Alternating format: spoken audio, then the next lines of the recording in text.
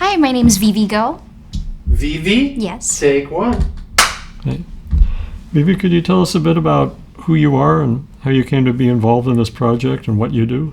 Yeah, so my name is Vivi Go. I'm the postdoctoral scholar for the Pocket Park and Garden Climate Solutions Project. And I'm super excited to just be here.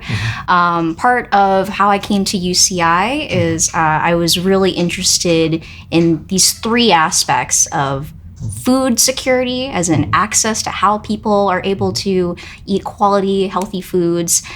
Second of all, the revitalization and transformation of vacant land into community garden spaces.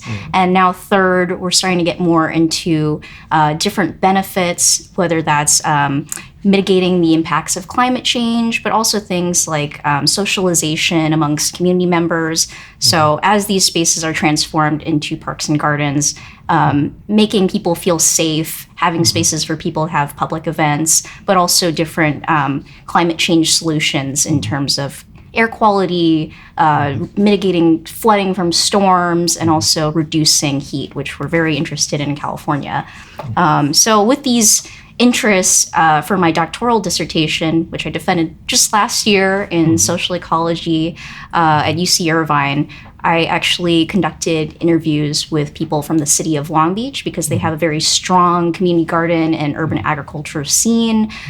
So there were plenty of folks there who had turned places like former illegal dumping sites, former oil drilling sites, or just simply empty plots of land and turned them into gardens and farms. And so after I graduated, I was wondering, how do I continue doing that work on a larger scale? So we were very blessed to collaborate with the California Air Resources Board, California Climate Investments Program. And so they provided funding for myself and Dr. Doug Houston to actually do a statewide survey of community gardens and agricultural sites. And I can talk more about that, or I don't know. Just could you tell us a little bit about what you're doing in this project? Yeah, so within the scope of this project, we're expanding, not just looking at community gardens, which is a lot of what my previous background has been in, but also pocket parks. And this has been really fascinating because one of our partners that I actually met through our statewide survey of community gardens, the city of Santa Ana, they actually have community gardens embedded into their parks. And so we find that parks are spaces for some people might just think of, taking kids to go play and, have recreation, playing basketball perhaps. But they're also places that can be for, of course, just greater socialization, growing food in the case of these gardens in Santa Ana, and also just, being there for the community, providing these benefits and environmental services as well.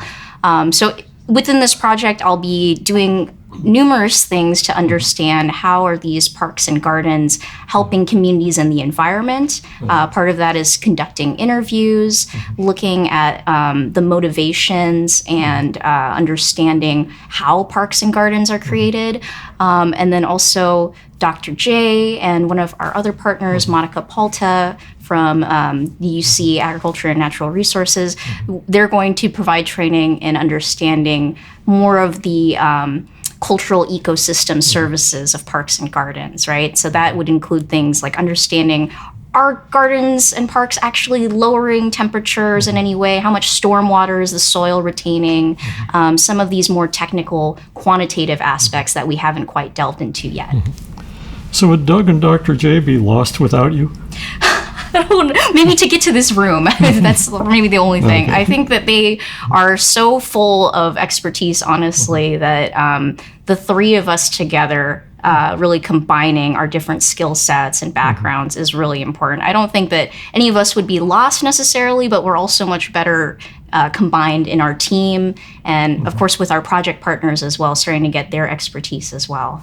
Okay. Yeah. And what do you think are the greatest benefits the members of the various communities that have these parks benefit from?